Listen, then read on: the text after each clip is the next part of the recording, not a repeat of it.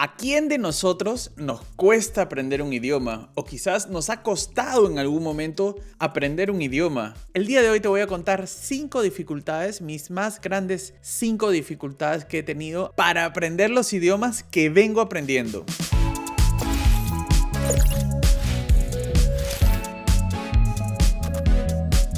Muy buenos días a todo el mundo y bienvenidos una vez más a Martín Adquiere un Idioma, el canal de YouTube y muy pronto podcast donde hablamos sobre todos aquellos conceptos, técnicas, estrategias, teorías y herramientas sobre cómo adquirir un idioma de manera natural, sin sufrir, sin bloquearse en el intento, con alegría, con pasión. Antes de comenzar, quiero recordarte que tienes a la mano Surfshark. Se trata del VPN que yo uso. Esta es una herramienta digital que la puedes instalar en el Google Chrome y también puedes instalarla en el celular, en el móvil, con lo cual cambias tu dirección IP. A la hora de cambiar tu dirección IP ante internet, no solamente estás más asegurado, tienes más ciberseguridad, sino que puedes acceder, por ejemplo, al catálogo de Netflix en otros países y en otros idiomas, películas que nunca podrías ver si no tienes el IP de ese país, o también partidos de fútbol, televisoras nacionales de otros países y estar más en contacto con el idioma que quieres adquirir. Te voy a dejar un link en la descripción y en el primer comentario fijado de este video, donde tienes acceso a un plan para este VPN de 2 euros mensuales. Tienes un mes de garantía, quiere decir que si en ese mes no te convence, te puedes retirar y no pasa nada. Y además, si lo tomas, te regalan 3 meses más. Espero que lo disfrutes y te haga bien.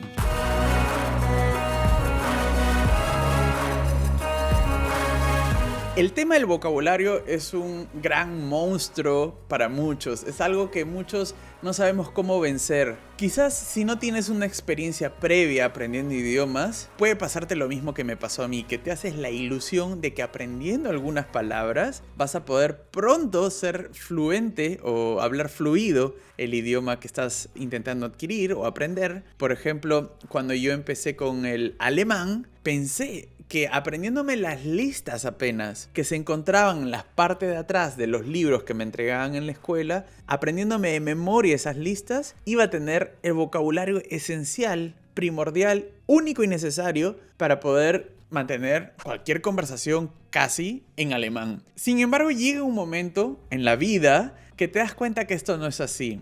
Y que necesitas muchísimas palabras y que probablemente las palabras que te han dado en la escuela, muchas no te sirven para nada o no te sirven a ti, no te sirven en tu vida cotidiana. Te das cuenta que la cantidad, el volumen de palabras que tienes que aprender es gigantesco. Fíjense que son 4000 familias de palabras que uno tiene que aprender tan solo para obtener el B2. Familias de palabras son, por ejemplo, si yo digo jugaré, jugaremos, jugaste, juguete, juguetes, jugando, jugar, todo eso viene de una misma raíz. Esa es una familia de palabras. Necesitas 4000 de esas, conocer 4000 de esas para obtener un B2. La cantidad de palabras que tienes que aprender es gigante. Con algunas pocas palabras puedes decir algunas cosas, puedes manejarte en pequeños contextos. Quizás vas a poder aprender a aprobar el examen, porque más o menos te imaginas cómo va a ser el diálogo. Pero si tú quieres poder decir hablo este idioma y pregúntame lo que quieras que te voy a responder y coméntame lo que quieras que yo voy a poder opinar sobre eso y meterte en una conversación, realmente necesitas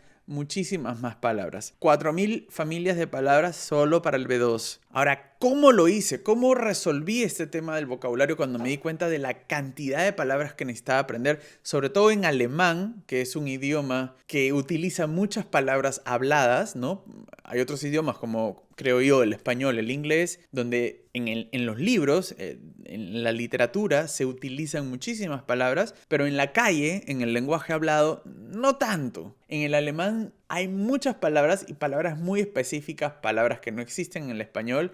¿Cómo hice? O sea, en un momento me di cuenta que debía olvidar las listas que me entregaban en la escuela y empezar a aprender las palabras que yo necesitaba. Creo que ese fue un primer punto de quiebre. Al comienzo sí lo hice de la manera tradicional. Tomé una lista, anotaba las palabras que más se repetían en mis lecturas y en mis clases y en el profesor y todo lo que no entendí e intentaba aprenderlo de memoria. Con el tiempo me di cuenta que existe esto de acá, que se llama repetición espaciada. ¿Qué cosa es la repetición espaciada? Lo vamos a explicar más adelante, pero la idea es no todos los días aprender las mismas palabras, sino aprender aquellas que se te están olvidando. Para eso hay varias técnicas de repetición espaciada, es decir, que tú intentas memorizar o repetir las palabras, pero con un espacio de tiempo. Yo lo hice con flashcards. Utilizaba mis tarjetas para aprender. Después pasé a Anki. Los que conocen Anki, esto lo explicaré más adelante en otro video. Una vez que tuve una base de unas, no sé, 1000 palabras, 2000, 3000, no sé, no me acuerdo cuántas, creo que ya dejé de hacerlo. Yo recomiendo aprender de memoria palabras, sí, siempre y cuando sea con algún sistema de repetición espaciada, solamente para formar una base de vocabulario. Porque si se ponen a pensar, son tantas las palabras que vas a aprender que si tú te propones aprenderlas todas de memoria, te vas a saturar. La primera parte yo la hice de la manera tradicional,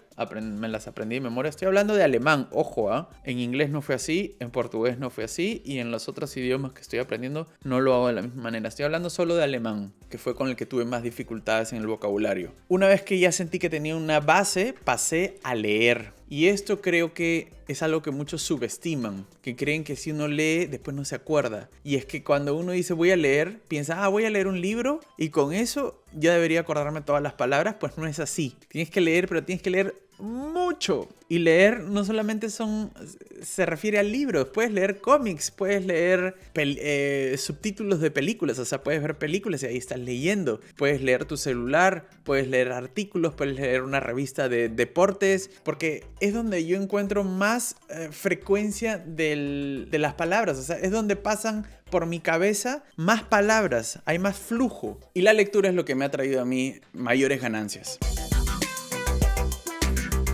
Número 2, entender cuando me hablan. Y esto frustra, estresa, porque estás todo el tiempo, ¿qué?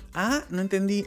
Quizás si no vives en el país de la lengua o el idioma que estás intentando aprender, no es tan estresante porque tú siempre tienes cierta distancia y nadie te agarra de improviso, no estás recibiendo input de manera inesperada, sino tú estás decidiendo cuándo consumir el input. Y entonces como que uno está más dispuesto a escuchar. Pero cuando vives en el país de la lengua que quieres aprender, a veces esto se presenta de manera más visible porque uno está caminando por la calle o está en el supermercado o va a algún lugar y alguien te habla, a veces sin contexto, y uno dice, ¿qué? Y uno se frustra, ¿no? Porque que no puedes resolver un problema, por ejemplo, porque no entiendes, y así digas a veces, perdón, lo repites, ¿no? En el idioma que estás aprendiendo, y te vuelven a repetir lo mismo, y igual no entiendes. Esto pasa por muchísimas razones. ¿Cómo lo solucioné? Básicamente sustituí la música entera por podcasts y entrevistas, y escuchaba podcasts de todo el día, entrevistas en alemán, en YouTube, en inglés también. Eso a mí me ayudó muchísimo. La regla del 80-20. Pues buscaba input, buscaba podcasts y entrevistas donde yo entendiese buena parte. Porque si no entiendes nada, no aprendes nada. Tienes que entender una parte. Ese 80-20 se puede mover. Puede ser que entiendas el 90, sería óptimo. Puede ser que entiendas el 70 o quizás el 60. Mientras menos es más incómodo y estás más perdido. Pero tienes que entender algo para que la otra parte, tu cerebro la aprenda por contexto. Y cuando digo 80-20, no solamente me refiero a las palabras o los significados de las palabras, sino el acento, cuánto de ese tipo de acento entiendes. De repente estás acostumbrado solamente a escuchar mujeres o hombres. Entonces, cuando te habla un hombre, o sea, el sexo opuesto, no entiendes. Y así, ¿no? O acentos del sur, del norte, este, oeste. Dedicarle tiempo a encontrar el input correcto. Este es un error que cometemos muchos, creo. Y es que uno dice, bueno, voy a escuchar o voy a leer más para entender más, pero empiezo a leer o a escuchar algo que no entiendo o algo que no me gusta o simplemente lo que me dan en la escuela para leer o para escuchar, y realmente no hay interés, no hay pasión. Lo que tú tienes que hacer es dedicarle tiempo, o por lo menos lo que yo hice es dedicarle tiempo a una búsqueda exhaustiva hasta encontrar un material que te enamore. En mi caso, por ejemplo, eran películas de superhéroes, cosas tontísimas, ¿no? Series, libros de novelas de crímenes o de libros de superación, de autoayuda, canales de YouTube de marketing, todo eso, recetas de cocina, todas aquellas cosas que me interesarían en español, que leería sin parar o escucharía sin parar en español, pero en vez de hacerlo en español, pues aprovechaba para hacerlo en alemán. Trataba de buscar cosas de mi nivel, 80-20, cosas donde entiende el 80% para que mi cerebro aprenda el otro 20, ¿no? Y eso por cantidades. O sea, yo escuchaba podcast 3-4 horas al día, ¿no? Mientras hacía otras cosas todo el tiempo. Hasta el día de hoy lo hago. Y lo último es aumentar el vocabulario. Creo que aumentar el vocabulario, que es el punto anterior, ayuda a entender a los nativos. ¿A quién no le ha pasado que uno quiere hablar y cuando habla como en cámara lenta, ¿no? Como que no te salen las palabras o no logras poner en tu cabeza la estructura correcta, las palabras se te mueven y mientras uno está intentando hablar, la otra persona que te está escuchando ya se aburrió. Quizás incluso por ayudarte te terminan completando la idea y no te dejan hablar. Esa comunicación es una comunicación interrumpida. En mi caso lo que me ayudó fue a hablar menos.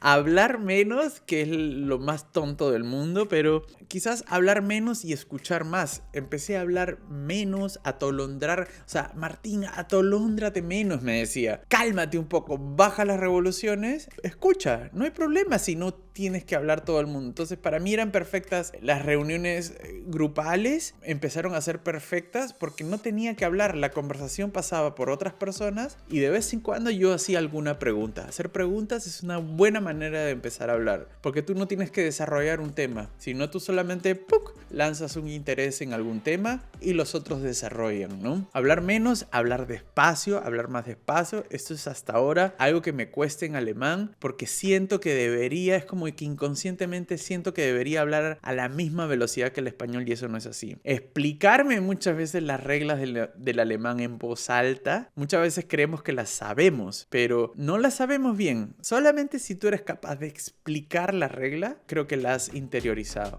Pruébalo. Y lo último es leer bastante y escribir bastante. Como tener la gramática más integrada. No tanto llevar clases de gramática, sino leer y escribir. Creo que fue lo que más me ayudó a mí. Compararme con otros. Este es un gran mal que tenemos muchos de nosotros. O sea, esto es como un cáncer, ¿no? Uno se compara, entonces tienes como en bandeja la opción siempre de decir que otros son mejores que tú y de tú sentirte menos. Nadie acá en el tema de los idiomas, nadie es más que nadie. Somos diferentes todos y cada uno tiene sus dificultades, sus talentos, sus batallas ganadas, sus batallas perdidas. Más bien deberíamos ser hermanos todos en el aprendizaje de idiomas. Pero compararme no te lleva a ningún sitio. Más bien lo natural es que te estanque. ¿Qué cosa hago yo? Pues lo primero es algo tan sencillo como intentar mejorar en el idioma. Es tan fácil como si tú te comparas con los demás y crees que tú estás muy gordo, lo que más va a ayudar es que bajes de peso. Es así, es simple. Entonces, lo que más a mí me ayudó fue mejorar en el idioma. Mientras fui mejorando en el idioma, el compararme con los demás, la necesidad de compararme o el peligro de compararse con otros fue desapareciendo. Lo primero es seguir intentándolo. Poco a poco vas a ver cómo uno se deja de comparar, porque uno va ganando confianza también y seguridad. Lo segundo es que me planteé una estrategia de más input que output. Puse más mis esfuerzos en el input, en entender, en escuchar y leer, que en hablar. Me di cuenta que mientras más entendía, me sentía más seguro. En cambio, mientras más hablaba, me sentía más inseguro, porque al hablar es donde yo cometía errores. Creo que el entender te da una seguridad tremenda. Y yo me puse como estrategia focalizarme en entender. Leer y escuchar para mí lo fue todo. Hoy no puedo decir que hablo perfecto alemán, pero ya no me comparo, ya no me siento tan inseguro como antes, a pesar de que sigo haciendo errores. Y es porque ya no estoy perdido. Otros puntos fueron asistir a una psicóloga. Esto lo hice no por el idioma, pero en parte. Y ella me ayudó. Y una última cosa, que es algo de lo cual voy a hablar en otros videos, fue diagramar mis pensamientos. Es decir, destriparlos, desarmarlos en una tabla de Excel. Esto lo hice junto con mi psicóloga, pero ya se los voy a enseñar. Les voy a enseñar más adelante los ejercicios que hice con ella, pero desarmar mis pensamientos. ¿Con quién me comparo? ¿Por qué me comparo? ¿Qué sentimientos tengo o se producen a yo compararme? Esos sentimientos, ¿qué otras ideas tiene? ¿Son esas ideas falsas? ¿Cuál podría ser una idea más acertada? ¿Qué sentimientos podría traer esa idea más acertada? Quizás un sentimiento más acertado también. Entonces todo eso yo lo hice en una tabla por varios días y creo que eso me ayudó a estructurar mi manera de pensar a la hora de compararme, para poder como mentalmente combatir contra eso, ¿no? Porque el compararse y decir, uy, no, que los otros aprenden más que yo, trae una cantidad de pensamientos suicidas, ¿no? Suicidas me refiero a yo soy menos, yo no soy tan inteligente, ya estoy viejo, soy un poco tonto, no tengo el talento, no voy a triunfar en este país o con este idioma, nunca lo voy a lograr. Como empiezan todas esas ideas destructoras, y ese es el peor enemigo a la hora de adquirir un idioma.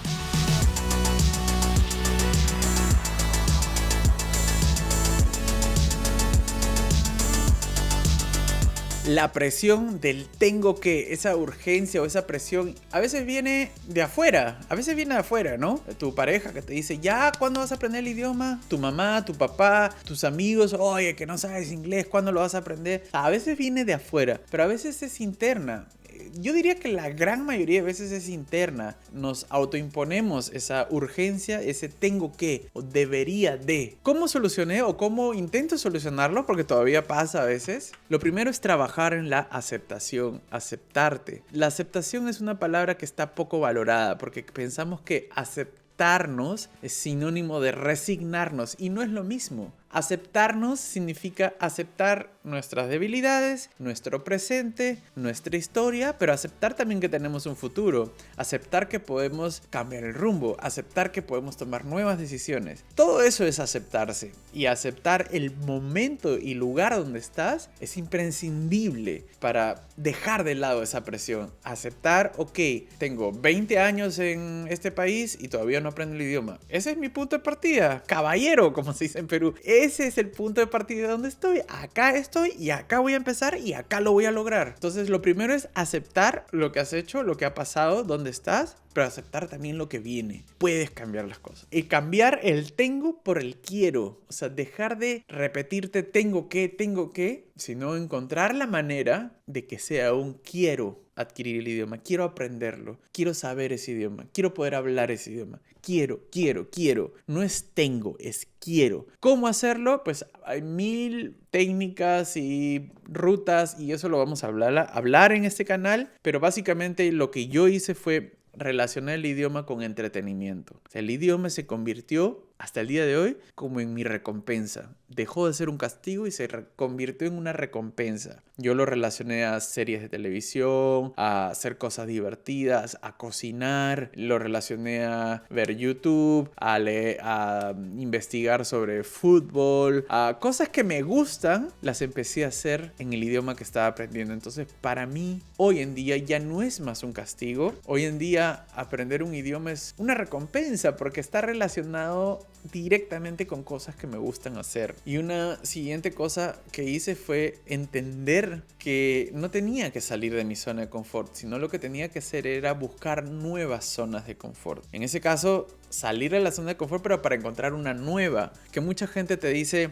es que tienes que salir de la zona de confort. ¿Para qué? ¿Por qué? ¿Por qué tengo que hacer algo que no quiero, que no me gusta, que me cuesta? O sea, eso lo único que va a hacer es, me va a bloquear con el idioma. Lo que yo hice fue, ok, dejar lo que estaba haciendo, sí, salí de la zona de confort, pero busqué otras zonas de confort. O sea, asocié el idioma a otro espacio, a otro lugar, a otro ámbito de mi vida. Espero que este video te haya ayudado. Si te está gustando este contenido, suscríbete, así te van a poder llegar los nuevos videos a tu cuenta de YouTube, a tu feed de YouTube.